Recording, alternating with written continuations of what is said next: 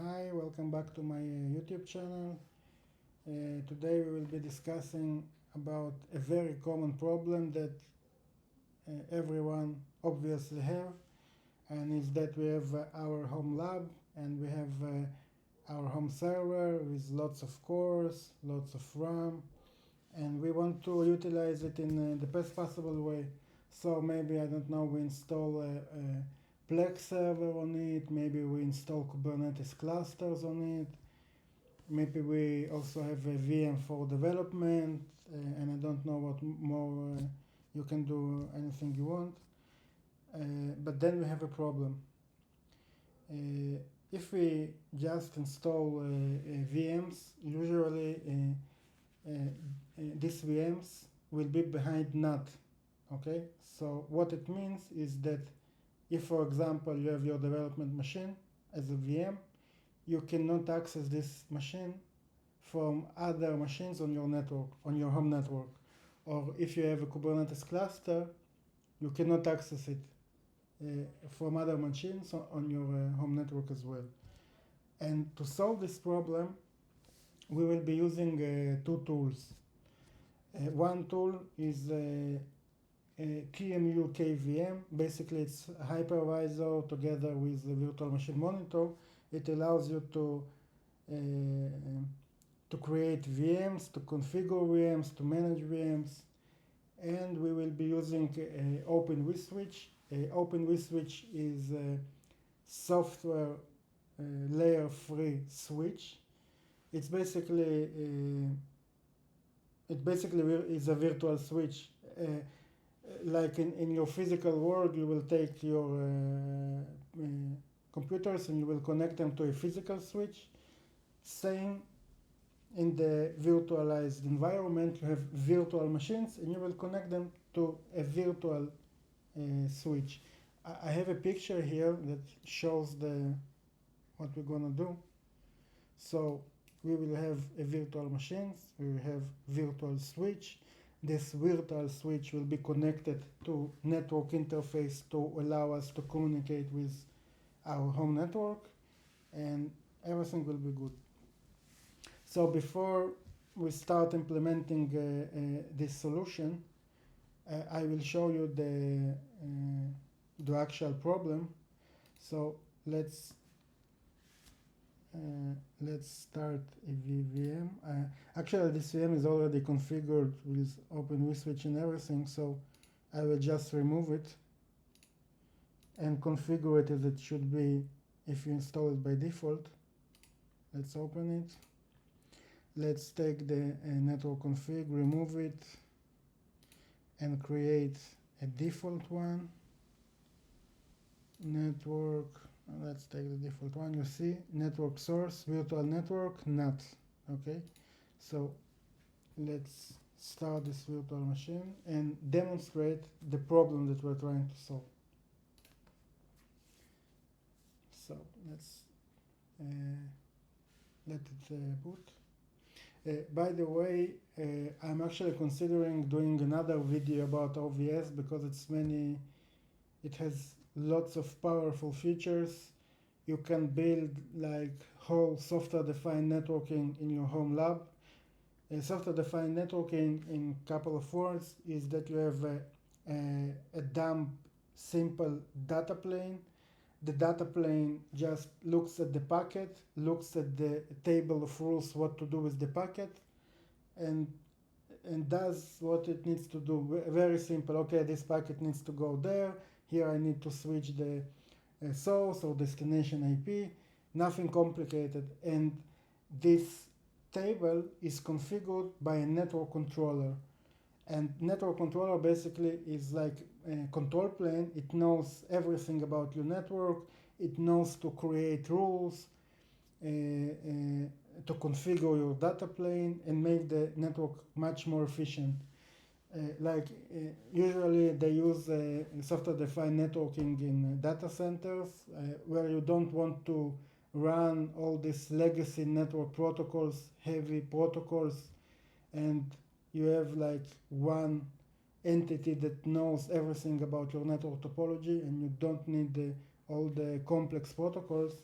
it's much easier to manage it with software-defined networking. But again, let's not talk about this today. I will make a separate video about it. So now we have our machine booted up. Let's log in. So here is it.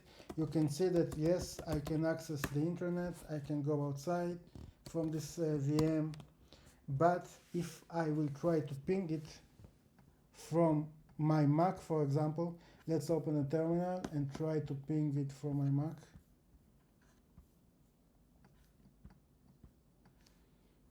Okay, so let's try to ping it.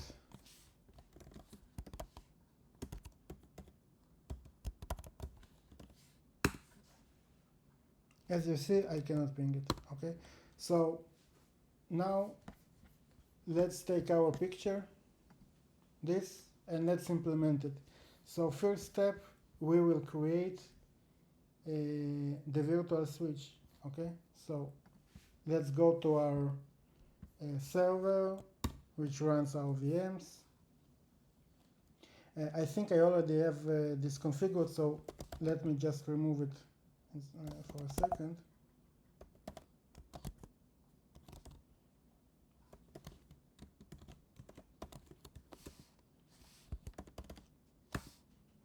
Okay, so now we should have. So now we have nothing. We have no bridges, we have no configuration. We are in the clean state. So first step is, as I said, let's create a virtual switch.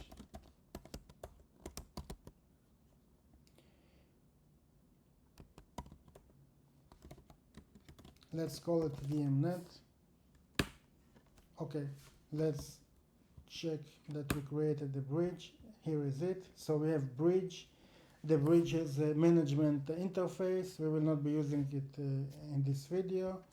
And our next step is we will be adding a network interface to this bridge to allow us to connect to our home network. On this server, I have several network interfaces, and I will be using this one. So let's add it. Let's add it to the switch.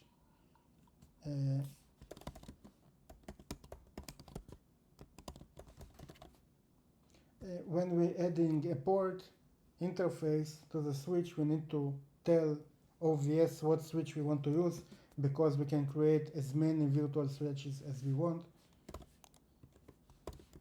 And we need to tell Open vSwitch what interface we want to add. In this case, we want to add this interface. Let's check that what we wanted to do happened. So again, we have bridge VMnet, and we have interface. We have connected the network interface card to this bridge. So the next step will be to connect the virtual machine to the bridge. So let's do it. What we will do, we will go again to our virtual machine configuration. Let's shut it down.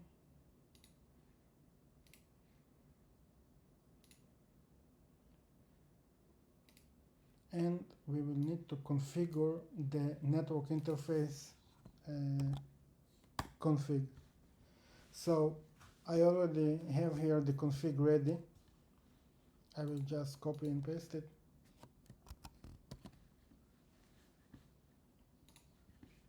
And I will explain what we see here. So what we are telling QEMU, we are telling it that we will be connecting the VM to a bridge. The bridge name is VMnet, as we configured in OVS, and the bridge type is like the provider of the bridge is Open vSwitch. And here we specify what is the model of the virtual NIC that we will be using in the VM.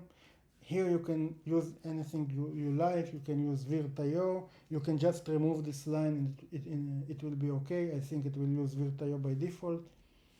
it doesn't really matter actually. So let's hit apply.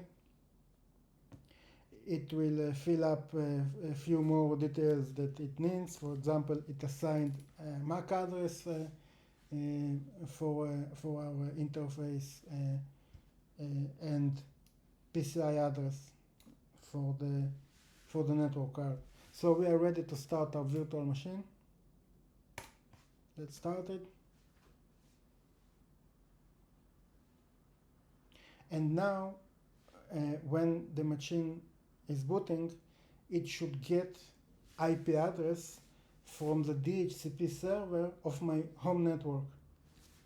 Let's check that it indeed happened. Okay, and you can see that it indeed happened. And how can we know?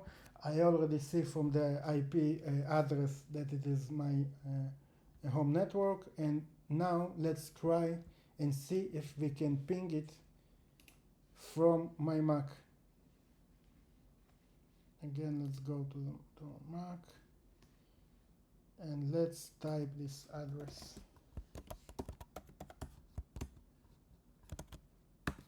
And as you can see, everything works. Now, if it's a Plex server, you can access, like for example, your smart TV can access this Plex server.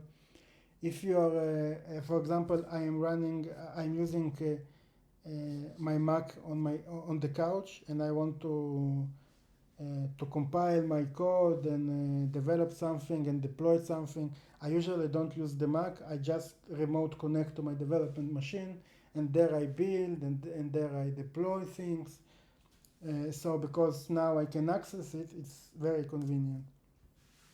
And let's make sure that we can access the outside world from our VM. It's important as well. And we can see that it works. So that's it basically for this video.